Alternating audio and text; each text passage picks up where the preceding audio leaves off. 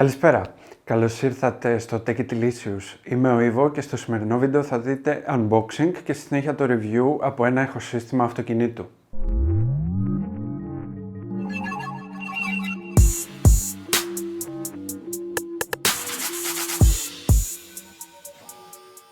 Σήμερα λοιπόν θα δούμε το Pioneer MVH S420BT. Ένα ηχοσύστημα αυτοκινήτου μεγέθους 1 DIN. Μιλάμε δηλαδή για διαστάσεις 18 εκατοστά πλάτος επί 5 εκατοστά ύψος. Το μοντέλο αυτό κυκλοφορεί από το Γενάρη του 2020 από την Pioneer και η τιμή του εδώ στην Ελλάδα κυμαίνεται κάπου κοντά στα 70 ευρώ. Πάμε να ξεκινήσουμε το unboxing για να δούμε τα περιεχόμενα της συσκευασίας και να μιλήσουμε για τα επιμέρους χαρακτηριστικά του. Εδώ λοιπόν έχουμε τη συσκευασία. Ανοίγοντας, το πρώτο πράγμα που βλέπουμε είναι η ειδική φύσα για τη σύνδεση της συσκευής με αυτής του αυτοκινήτου. Εδώ έχουμε και ένα καλώδιο για σύνδεση ασύρματου τηλεχειριστηρίου. Και να πούμε εδώ κάποια πράγματα για τις φύσες. Αυτή εδώ είναι μια φύσα για τα μοντέλα της Pioneer. Από την άλλη πλευρά καταλήγει σε φύσα ISO όπως λέμε και είναι universal για όλα τα οχήματα και από την φύσα ISO το κάθε όχημα έχει φύσα που οδηγείται σε φύσα της κάθε μάρκας ξεχωριστά.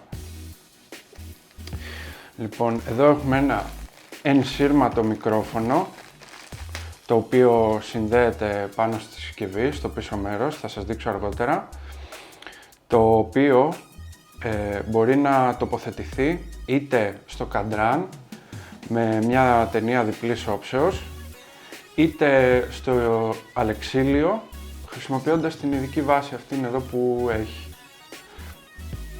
Πίνουμε στην άκρη.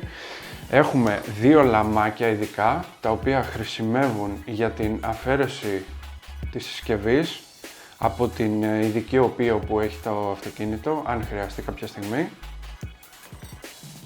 Παρακάτω έχουμε μία υφασμάτινη θήκη για τη φύλαξη του πάνελ. Εδώ έχουμε οδηγίες χρήσης. Τι βλέπουμε εδώ.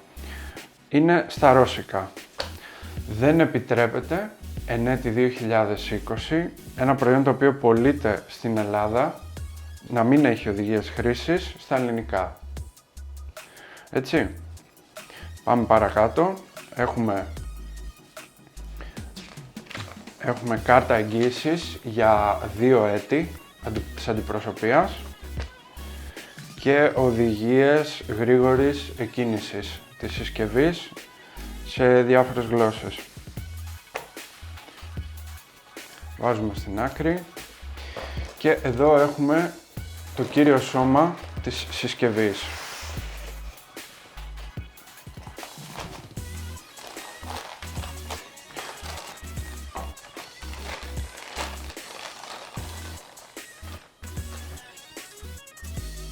Υπάρχει ένας ειδικός μετατροπέας για τη στήριξη της συσκευής σε αυτοκίνητα τα οποία δεν είναι ούτε τύπου 1 DIN ούτε 2 DIN. Εδώ λοιπόν έχουμε την ειδική βάση η οποία μπαίνει στην οπή που έχει το όχημά μας και ασφαλίζει το κυρίως σώμα χρησιμοποιώντας αυτά εδώ τα δύο λαμάκια τα οποία μπαίνουν στις αντίστοιχες τρύπες εδώ, στο κύριο σώμα. Στα της συνδεσμολογίας, εδώ έχουμε την υποδοχή για τη φύσα, την ειδική που δείξαμε νωρίτερα. Εδώ αριστερά έχουμε την υποδοχή για την κεραία του ραδιοφώνου. Εδώ δεξιά υπάρχει η υποδοχή για το ενσύρματο μικρόφωνο που δείξαμε νωρίτερα. Από κάτω ακριβώς υπάρχει μια υποδοχή για ενσύρματο χειρισμό που θα μπορούσε να τοποθετηθεί για παράδειγμα στο τιμόνι. Εδώ δεξιά υπάρχουν δύο ζεύγια RCA που οδηγούν τον ήχο πριν το στάδιο της ενίσχυσης της συσκευής έξω σε κάποιον έξτρα ενισχυτή ή εδώ αριστερά σε κάποιο subwoofer για το οποίο μάλιστα υπάρχει και δυνατότητα ελέγχου μέσα από το μενού της συσκευής.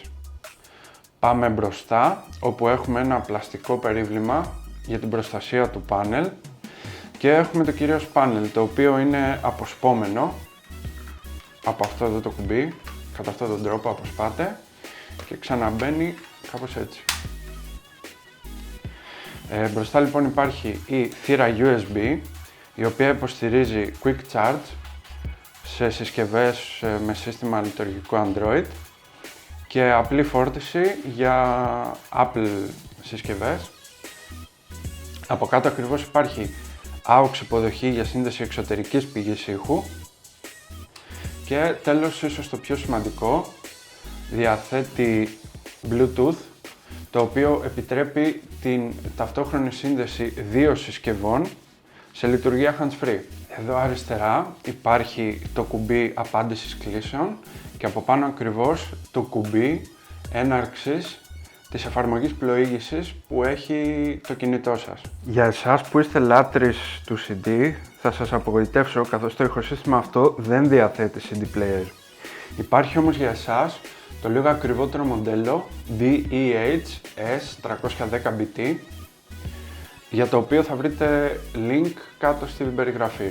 Υπάρχει επίσης δωρεάν εφαρμογή για λειτουργικό Android μέσω του Google Play Store και αντίστοιχα στο App Store για iOS συσκευές, η οποία λέγεται, όπως γράφει και εδώ το αυτοκολλητάκι, Pioneer SmartSync, και θα δούμε πώς λειτουργεί στη συνέχεια του βίντεο. Στο σημείο αυτό σημαντικό είναι να αναφέρουμε και τους τύπους αρχείων ήχου που μπορεί και να παράγει το ηχοσύστημα αυτό. Έχουμε MP3, WMA, WAV, FLAC και AAC. Υπάρχει επίσης γραφικός ισοσταθμιστής 13 ζωνών για εσάς τους πιο απαιτητικούς που θέλετε να πειράζετε λίγο παραπάνω τις ρυθμίσεις. Έχουμε συνδέσει λοιπόν τη συσκευή με την τροφοδοσία. Όπως βλέπετε τα γράμματα έχουν λευκό φωτισμό, ενώ τα κουμπιά έχουν κόκκινο φωτισμό. Πάμε να ανοίξουμε από το κουμπί Source. Το πρώτο πράγμα που βλέπουμε είναι το ράδιο. Εδώ έχουμε τη δυνατότητα αποθήκευσης τριών επιπέδων, FM1, FM2, FM3, από 6 σταθμούς, σύνολο 18 σταθμούς, δηλαδή αγαπημένους. Νομίζω είναι υπεραρκετή. Πατώντας λοιπόν το κουμπί Source, εναλλάσσουμε την πηγή ήχου από ραδιόφωνο για παράδειγμα, μεταβαίνουμε στο App Bluetooth, όπου πρόκειται για την εφαρμογή, όπου θα σας δείξω αργότερα τη σύνδεση μέσω κινητού. Θα αποκτήσουμε και απομακρυσμένο μερικό έλεγχο. Έχουμε το Spotify. Έχουμε το AUX IN που πρόκειται για την μπροστινή υποδοχή. Έχουμε το Bluetooth Audio όπου πρόκειται για ήχο μόνο μέσω Bluetooth σύνδεσης. Και επιστρέψαμε πάλι πίσω στο ράδιο. Πατώντας τώρα το στρογγυλό κουμπί της αυξομοίωσης της έντασης του ήχου προς τα μέσα, θα εμφανιστεί το κυρίως μενού, το οποίο και αυτό με τη σειρά του έχει 4 υπομενού, τα οποία είναι το System, το Function, το Audio και το Illumination. Δεν θα αναλωθώ ιδιαίτερα σε αυτά, καθώς έχουν να κάνουν με τις ρυθμίσεις που θέλει να κάνει ο καθένας. Απλά να δείξουμε λίγο στο System για παράδειγμα. Έχουμε τη ρύθμιση του ρολογιού, τη ρύθμιση της γλώσσας. Παρακάτω υπάρχει το beep tone, δηλαδή όταν πατάμε κάποιο κουμπί αν θα ακούγεται κάποιος ήχος. Και άλλα διάφορα, όπως το AUX για παράδειγμα που βλέπουμε εδώ. Πατώντας το κουμπί προς τα πίσω επιστρέφουμε στο προηγούμενο σημείο του μενού, στο System. Αυτά όσο έχουν να κάνουν με το μενού. Τώρα πάμε να δούμε λίγο τη σύνδεση με το κινητό. Έχουμε λοιπόν κατεβάσει την εφαρμογή SmartSync μέσω του Play Store. Πάμε να την ανοίξουμε. Πρόσφατα δέχτηκε ενημέρωση κιόλας και το UI της έγινε αρκετά πιο φιλικό προς το χρήστη. Ωραία. Πάμε να ανοίξουμε και το Bluetooth για να βρούμε τη συσκευή μας. Νάτι λοιπόν. Μας ζητάει σύζευξη. Πατάμε και το στρογγυλό κουμπί προς τα μέσα. Είμαστε έτοιμοι. Η σύνδεση έχει γίνει. Πάμε στην εφαρμογή. Μας βγάζει ένα μήνυμα προσοχής. Πατάμε OK. Και αυτή είναι η εφαρμογή πλέον εσωτερικά. Έχουμε 3 καρτέλες. Αυτή είναι η πρώτη όπου έχει και τις περισσότερες ρυθμίσεις. Έχουμε το Spotify, το Bluetooth Audio, ραδιόφωνο και εδώ πάνω έχουμε τις ρυθμίσεις. Στη μεσαία καρτέλα βλέπουμε τα κομμάτια που παίζουν ανάλογα με το που προέρχεται ο ήχος. Αν για παράδειγμα είμαστε από ραδιόφωνο, μπορούμε να αλλάξουμε εδώ τους σταθμούς. Αν αλλάξουμε την πηγή ήχου, για παράδειγμα βάλουμε App Music, θα μας βγάλει τα αντίστοιχα κομμάτια. Και στην τελευταία καρτέλα έχουμε τη βιβλιοθήκη των κομματιών. Πάλι ανάλογα με το από πού παίζουν, από ποια πηγή έχουμε βάλει να παίζουν τα κομμάτια. Αυτά είχα να σας δείξω όσον αφορά το μενού της συσκευής και αυτό της εφαρμογής για το smartphone. Σίγουρα θα με ρωτήσετε για ποιον προορίζεται το μοντέλο αυτό.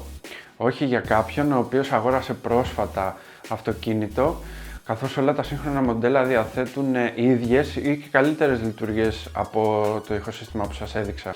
Άρα το μοντέλο αυτό προορίζεται για εσάς που έχετε ένα παλαιότερο όχημα δεκαετίας ίσως και θέλετε να αναβαθμίσετε το εργοστασιακό του ηχοσύστημα για να έχετε αυτές τις πιο σύγχρονες λειτουργίες. Γράψτε μου κάτω στα σχόλια οποιαδήποτε απορία έχετε που θα μπορούσα να απαντήσω σχετικά με το ηχοσύστημα που σας παρουσίασα. Επίσης, αν σας άρεσε το βίντεο και το βρήκατε χρήσιμο, κάντε like και μείνετε συντονισμένοι στο κανάλι μου για τα επόμενα βίντεο κάνοντας subscribe. Έως το επόμενο βίντεο, μείνετε υγιείς και να περνάτε καλά.